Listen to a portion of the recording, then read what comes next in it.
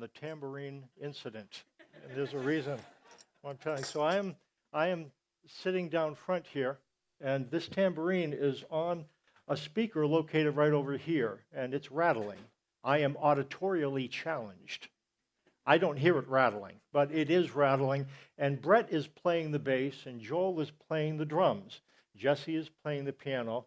JC's playing the drums as well. So Brett is playing the bass, and he just gets my eye, and then he directs me over to look over to there, and I look over to there, and I don't know what he's looking at, and Joel is doing the same, and they're directing my attention over to here. So, and I look over there, and I'm sitting right there, and then Brett's playing the bass and doing a bunch of things at once, and he's just kind of.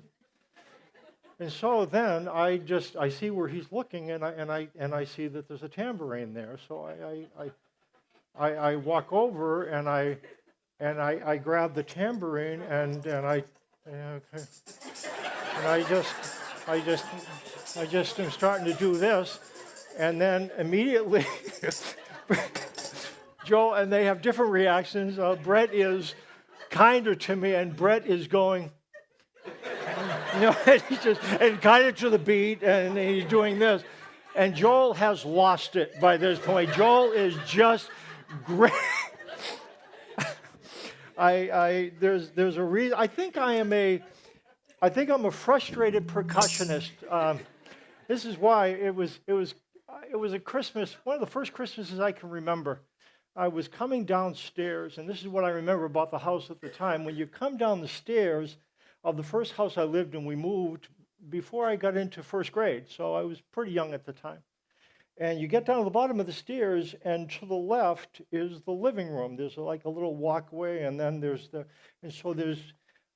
a doorway, and I can see it, and it's leading right into the place where the tree is set up and all the gifts. So I'm walking downstairs, and I get down the bottom of the stairs, and I look to my left, and there's the tree and some of the gifts. It's Christmas morning. And I see it. It's a drum set. And I wanted a drum. Now it's not set up, which is a little bit strange.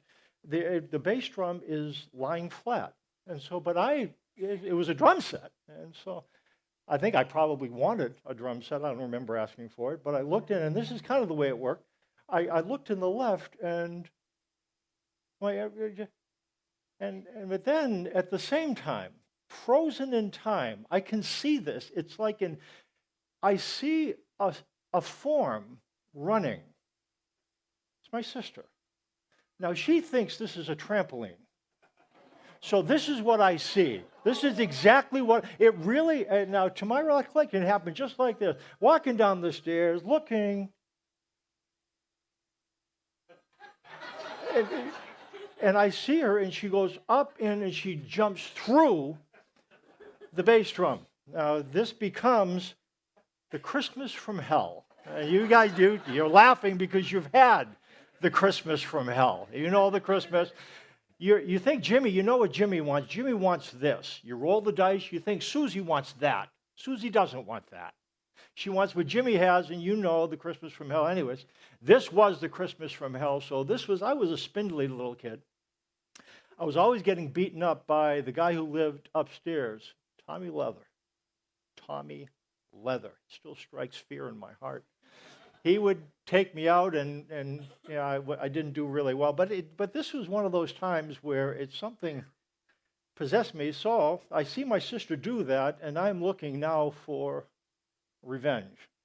So I take her bride doll, brand new bride. I don't know where the strength comes. God gives us strength sometimes. Rip the head off the bride doll. I don't know how I did this. It was just, boink, there it goes. So this is, sometimes this is what happens with Christmas and with gifts. It just doesn't work out like you want it to work out. Interestingly enough, this is what's going on in Corinth. At the time, Paul writes a letter, only it doesn't have to do with Christmas gifts. It has to do with Christian gifts.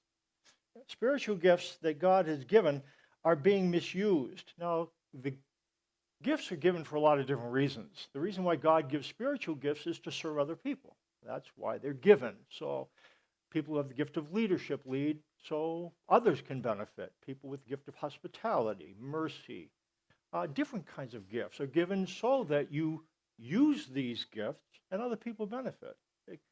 And that's not what's happening in Corinth. What's happening is people are taking these gifts and using them for self-serving purposes. They're misusing the gifts, abusing the gifts, using them for the experience of personal pleasure. And this is what the love section is aimed at. Look what it says in your worship folder. This is a verse that we are applying to love and applying to God, because if this is what love is and God is love, this is what God is like. Originally, this really wasn't about teaching about love in general. It really has to do with spiritual gifts. Let me read verses 1 through 3. Paul says, if I speak in the tongues of men and of angels, but have not love, I am only a resounding gong or a clanging cymbal. If I have the gift of prophecy and can fathom all mysteries and all knowledge, and if I have a faith that can move mountains but have not love, I am nothing. If I give all I possess to the poor, surrender my body to the flames, but have not love, I gain nothing. Again, spiritual gifts were being used in unloving ways. People envying, people who had more public gifts. They were keeping tracks of slights. What it really was is selfishness cloaked in sacred garb. That's what's happening. And the love focus is given to prevent gifts from being used in impatient, unkind ways. Again, love is what keeps sacred pursuits from becoming toxic and destructive. And it's in the context of this, and if you look at verses 1 through 3, that's describing spiritual gifts. The gifts of being able to speak in tongues, the gift of helps, the gift of knowledge. And it talks about love afterwards, because if these gifts are not conditioned with love, people use them for themselves, and that's not their purpose. And that's why Paul goes on to describe love is patient, love is kind. It does not envy, it does not boast, it is not proud, it is not rude, it is not self-seeking, it is not easily angered, it keeps no record of wrongs. What he's saying is he's trying to condition this body to be able to use your gifts, but don't use them in impatient, unkind ways. Don't keep a record of wrongs. Don't let selfishness cloak itself in spiritual garb. When it says love does not delight in evil, but rejoices with the truth, that's what it's being directed at. I love the Grinch Who Stole Christmas, the cartoon. And that's not what it's describing. Somebody who, bah humbug, and they love the fact that the little Who's are getting this and that, so he steals the things. But in terms of delighting in evil, that's not really what it's getting at here. That's not what it's putting its crosshairs on. It's not putting its crosshairs on Scrooge or the Grinch. That's not the type of evil that's being described. The evil that's being described is the evil that we find in sacred gatherings, where God-given capacities are used in selfish ways. In fact, it doesn't say evil. That's not the word. It's unrighteousness. Love does not rejoice in unrighteousness, and unrighteousness being the selfish use of what is given for the benefit of others. That's what he's putting the crosshairs on, putting the focus on the misuse and the abuse of spiritual gifts. Gifts used to promote truth being used for selfish ends. I think we can say this. Unrighteousness in the context is selfishness. That's what it describes. Unrighteousness is selfishness. Unrighteousness is not contrasted with righteousness. You could think, wouldn't you imagine? Love does not delight in unrighteousness, but rejoices in righteousness, right? The only problem is righteousness can be selfish, can it? That's why it doesn't describe unrighteousness as contrasted with righteousness. Sometimes righteous people can be very selfish, just doing things that reflect their positively, and so that's why it doesn't contrast evil or unrighteousness with righteousness. It contrasts it with truth. Neither does it contrast truth with the absence of truth. You wouldn't believe there's some people that are committed to the truth, but truth can be very selfish as well, can it? I'm just telling you the truth.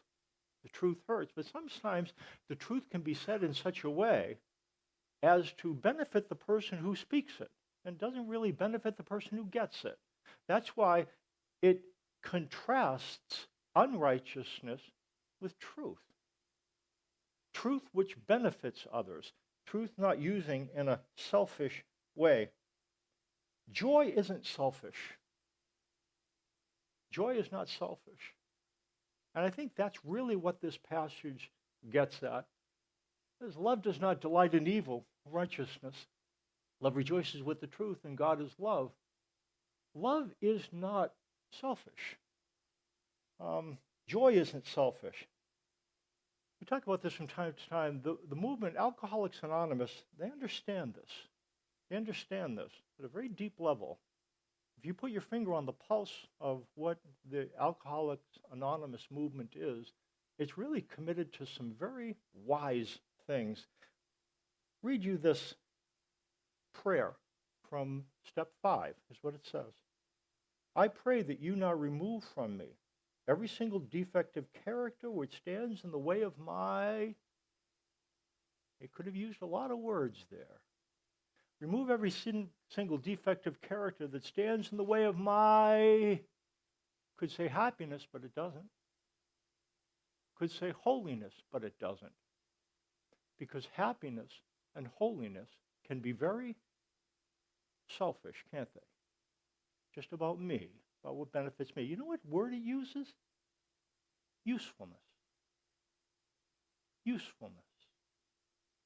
To others, remove from me every single defective character which stands in the way of my usefulness to you and my fellows. Hey, he's got it right.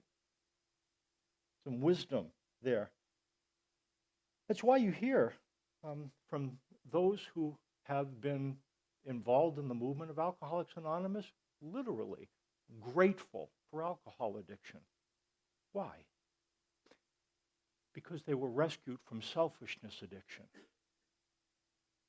what it teaches. There is joy in partnership and fellowship. That can apply to a movement like AA. It applies to the church. It's what's supposed to happen. Partnershiping with one another in a goal greater than ourselves. Partnership. Fellowship, doing that together. That's what Paul is shooting at. And you know what the deal is? If you shoot at happiness, happiness is really hard to hit, isn't it? If you shoot at happiness, if you direct your goal towards happiness, there's always somebody getting in the way. You know what I mean? I'd be happy if it wasn't for... And that's why if the goal becomes usefulness, you know what the deal with usefulness is? You can hit it. And happiness comes along behind. You ever wondered why you're going through the things you're going through this year, right now? You say, why is God punishing me? It's hard to be in this season. It can be. Relationships change. There's some people that aren't going to be around the Christmas table this year. Why didn't God save them? You don't have the opportunity to be able to do the things you'd like to do this year. Your family is fractured. There's a lot of things that happen. Why does God allow this?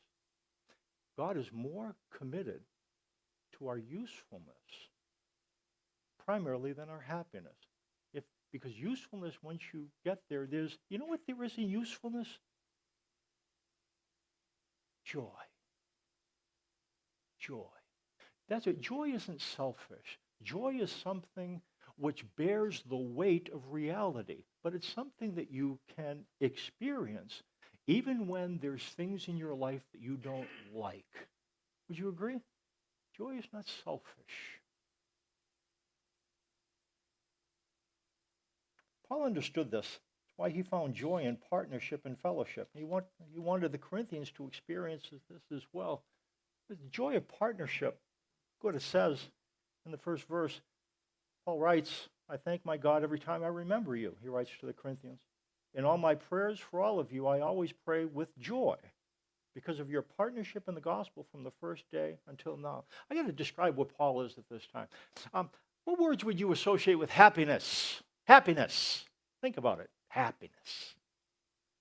What kind of things are happening with a person who's happy? They're with family. They're being remembered. A lot of things you might think of. You know what Paul is at the time that he writes this letter on joy? He's in prison. We don't know much about his family. He doesn't have a lot of people around.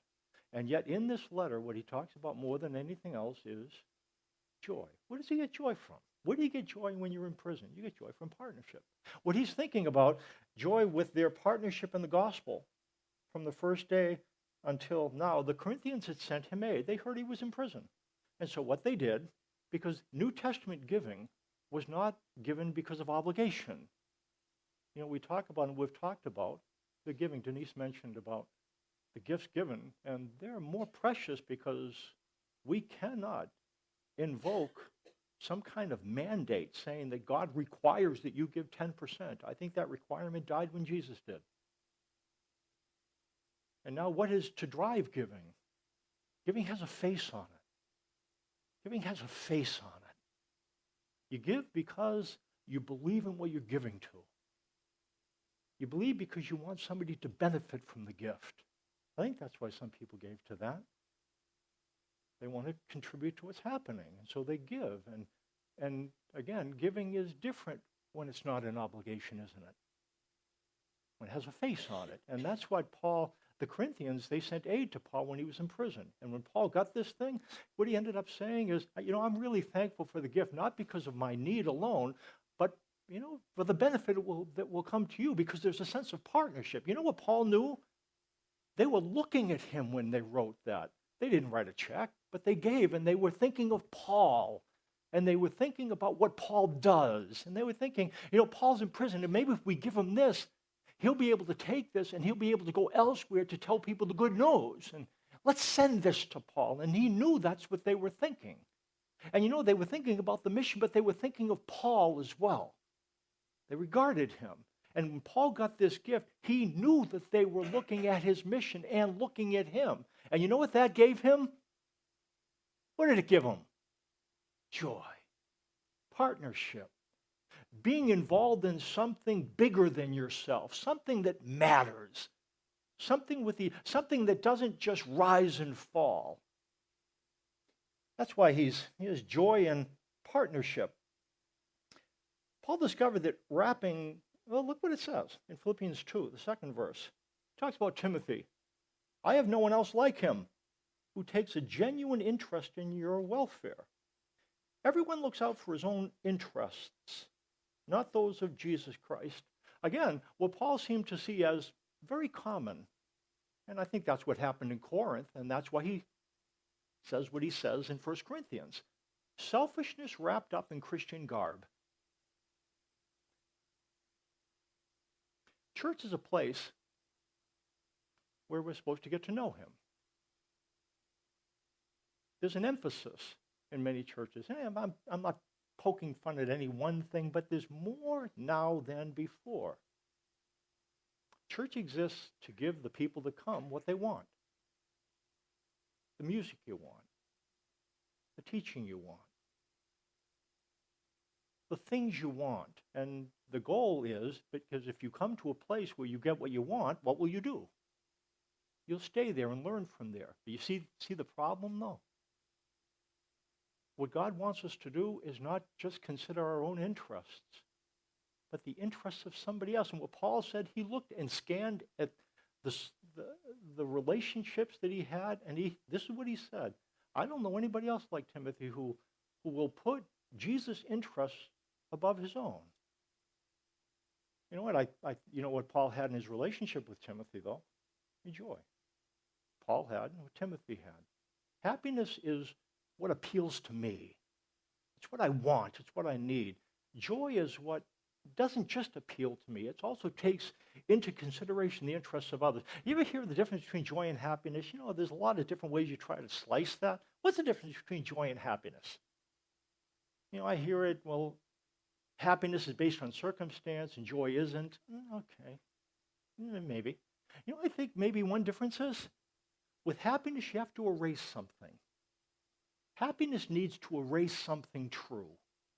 Again, for me to be happy sometimes, I need to erase somebody else. And that's what ends up happening. Happiness erases. Joy doesn't erase. Joy can stand the weight of reality. Paul didn't, when he's feeling joyful in prison, it's not that he wasn't looking at his surroundings, but there's something about that. He knew that what he was doing was making a difference, and he could find joy in that. And that joy could hold the truth.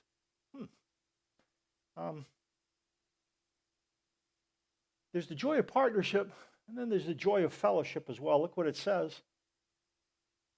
If you have any encouragement from being united with Christ, if any comfort from his love, if any fellowship with the Spirit, if any tenderness and compassion, then make my joy complete by being like-minded, having the same love, being one in spirit and purpose.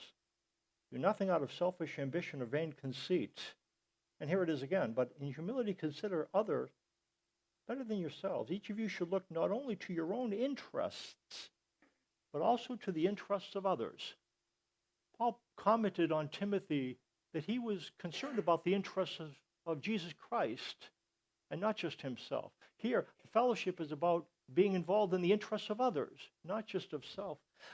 When I was a junior at University of Pennsylvania, I went on a summer experience where we got together with other people who were following Christ from all over the nation. So we lived with 35, 40 other college students. And we worked and we were involved in helping other people to know him. And there was a mission. There was partnership. We were partnered together in doing something that many of the other people that come, it wasn't a place where you were having a vacation. But we did it, there was partnership and there was fellowship. We did it together. That experience that summer changed me. Would you agree that there's something deeper about a relationship that's birthed in mission? Do you understand what I'm saying? When you're working and walking alongside someone else, you're doing something important. And the sense of community and connection then you get when you're doing something important, it seems to be deeper. That's what I ended up seeing that summer. I said, I've never experienced, and it changed me. I said, I want to be involved in, and I started looking at myself differently. The joy of fellowship. This is what Paul is encouraging. Again, I talked about AA before. They understand the joy of partnership and fellowship. Pursuing a worthwhile goal together. Again, I'm not doing because you're not supposed to do commercials for AA, and I'm not doing this as a commercial, just pointing out that that's why they do some things right. A worthwhile goal, not just sobriety for yourself, but for others, to pursue that goal together. Partnership, fellowship, joy. Joy. It's what church is to be. Partnership. You already know this. Partnership. There's good news. The Bible is good news. It's not always reflected that way. This place exists to let the good news be the good news. Are we the only one doing this? No. Do we do it as intentionally as possible? I would think so. Very intentional. Let the good news be the good news. If you learn about his commitments, you know what ends up happening? Changes your heart. You end up doing things not out of obligation, giving not out of obligation. Important. And so that's why there's a partnership here. That's what we're doing. And in fact, at different studies, grace groups that meet on Wednesday and Sunday, it's not just about what you're learning, it's about what you learn and can tell other people. Now again, not all are in the position to be able to come, but if you come, that's what you come for. You'll learn about the message. You'll be in a place where you'll be able to give it out. And then we're going to have life groups. Those are coming up. They're going to start. And that's a place where you can be aware of other people. It's hard to foster a sense of awareness on a Sunday morning. Would you agree? We don't know what's happening with one another. And when there's not awareness, the ability to participate with one another is not there. Again, that's what life groups is going to bring, the opportunity to be aware of other people. What's happening with other people? What's going on with you? What's going on with you? And why would we foster stuff like that? Because of the joy of partnership and the joy of fellowship. Joy. I